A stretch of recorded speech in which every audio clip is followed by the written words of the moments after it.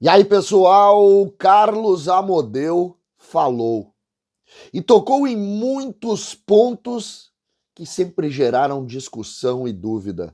O tamanho do déficit do Grêmio, a relação com o Renato, o diagnóstico do rebaixamento, as finanças para 2023 e outros casos curiosos, como a relação com o Palmeiras na troca por Jean-Pierre e Cavani, enfim, uma série de situações que merecem ser posicionadas por aqui. César Cidade Dias falando de Grêmio aqui no YouTube, papo de gremista para gremista. Mas agora ela placa em MDF com o símbolo do Grêmio para deixar sua casa cada vez mais bonita. Olha que espetáculo decorar sua casa, decorar todos os espaços com um produto licenciado oficial do Grêmio. O Natal tá aí, presentei com produtos oficiais do Grêmio e essa placa é espetacular. Tem aqui, tem uma placa retrô também. Imagina numa churrasqueira, em cima da churrasqueira, essa placa aqui vale a pena você ter na sua casa. Produto licenciado oficial do Grêmio. Você vai entrar agora no WhatsApp que está aqui na descrição do vídeo, vai falar direto com eles e vai levar para sua casa. Tá aqui. Essa placa merece todo o nosso carinho porque é bonita, toda em alto relevo. Tá aqui. Produto licenciado oficial do Grêmio. Comprou, ajudou o tricolor. Gente, separei uma série de pontos. Ontem à noite, na noite de Grêmio, um produto que nós fazemos junto com a Rádio Pachola, eu e o Godoy entrevistamos Carlos Amodeu. E ali tiramos uma série de dúvidas de assuntos que sempre circularam, mas que muitas vezes não foram fortemente tocados. Eu começo com alguns pontos que, de alguma maneira, movimentaram todo o período em que eles estiveram na gestão do Grêmio. Lembrando, Carlos Amodeu já anunciou que está fora do Grêmio. Ele, a partir do dia 17, um dia depois da eleição, ou da posse, Amodeu está fora do Grêmio. Amodeu garantiu, por exemplo, que os jogadores nesse período de agosto de 17 até hoje, período que ele está lá, não atrasou, o Grêmio não atrasou um dia de salário. Um dia de salário. Esse é um primeiro ponto importante da gente falar. Eu perguntei sobre a relação com o Renato. Ele disse que fala com o Renato todos os dias e tem uma relação muito harmoniosa com o Renato. Nunca teve nenhum tipo de conflito com o Renato. E ele, inclusive, disse, pô, que papo chato, sempre a mesma coisa. Falando claramente que essa linha de discussão dele, do Renato, não é tão real. Inclusive, relatou um bastidor da contratação do Douglas Costa, que, segundo ele, começa a surgir numa reunião dele com o Renato no hotel que o Renato morava, aqui em Porto Alegre, que é onde ele mora hoje atualmente, mais uma vez. O hotel foi a primeira reunião que começou a levantar a possibilidade do Douglas Costa. Reunião que tinha ele, Amodeu e Renato. Tanto é que, quando o Grêmio efetiva a contratação do Douglas Costa, o Amodeu liga para o Renato já não estava no Grêmio, e diz, olha, só para ligar aqui para te agradecer, porque foi em cima daquela tua conversa com ele lá que tudo surgiu e tal, falando que foi dentro do hotel lá onde o Renato morava, Renato que pediu a contratação desse jogador lá do Douglas Costa. Outra coisa interessante que nós conversamos sobre aquela história Jean-Pierre Palmeiras. O Amodeu esclarece isso, porque diz que surgiu esse assunto acabou ganhando corpo, e o presidente Romildo, em determinado momento, disse, liga para o executivo do Palmeiras e vê se isso é verdade.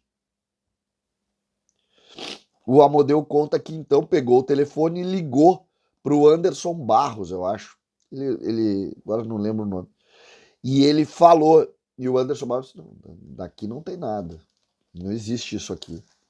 Não se confirma isso que está sendo noticiado aí. E acho interessante essa discussão, porque isso toma como uma verdade absoluta. E o Amodeu contrapõe isso. E, inclusive com esse bastidor de que ele ligou pro executivo para saber se existia de fato alguma coisa naquele sentido. Então, interessante também esse ponto da conversa. Interessante também esse ponto da conversa. Outro negócio interessante foi o déficit. O Amodeu não quis entrar muito no número fechado, tá? Mas ele deixou claro que teremos um déficit importante na temporada de 2022 e acha, pelo que ele disse, principalmente pelo... Ele contou ali o que o Grêmio estava por mês atrás do que deveria estar, segundo o orçamento. A tendência é que tenhamos um déficit na casa de 50 a 70 milhões negativo. Entre 50 e 70 milhões. Pelo menos foi o que eu consegui levantar em cima do que ele falou. Amodeu fala também do diagnóstico do Grêmio e do rebaixamento. Para ele, o Grêmio começou a cair em 2019, porque não conseguiu fazer a transição do grupo. Acabou inflacionando, envelhecendo a média do grupo e não conseguiu fazer aquela transição natural de equipes assim. Então, é uma situação que claramente ele se incomodou. Quando eu perguntei para ele qual é a sensação de um executivo, de um CEO, vendo um clube tão rico ser rebaixado, ele suspirou e claramente incomodado, não com a pergunta, mas com todo o ambiente, o que é natural, né? Porque ele sabe disso, ele disse é ver a gestão sair entre os dedos, é perder essa linha, né? Essa linha de situação. Mas pela primeira vez a gente viu alguém da gestão do Grêmio fazer um diagnóstico diferente do tal acidente, né? O Amodeu fala claramente nessa relação e como ela está posta. Não conseguimos fazer a transição, inflacionamos o grupo sem melhorá-lo. Fica claro isso, né?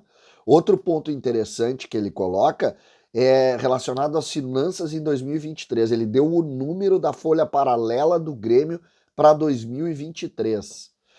Jogadores em que o Grêmio vai ter que pagar em 2023 que não estão aqui. Paulo Vitor, que tem uma rescisão de contrato longo prazo, Douglas Costa e Alisson. E o valor, a soma dos três, dá 522 mil reais. Esse é o número da folha paralela ou do que o Grêmio paga para jogadores que aqui não estão no ano de 2023. Todos os outros encerram agora. Então são análises interessantes sobre isso. E ele finalizou, quando eu disse para ele alguma mensagem, também de forma um pouco constrangida, mas pediu desculpas. Pediu desculpas pela tristeza do rebaixamento e claramente isso é o que mexe fortemente com a gestão. Então são situações que colocam, quem não pôde ver, aqui montei um resumo dessa entrevista, mas quem quiser ver, puder ver, tá ali, é o último vídeo da noite ontem e vale a pena. Uma entrevista que realmente toca forte porque tem muita informação. César Cidade Dias falando de Grêmio aqui no YouTube.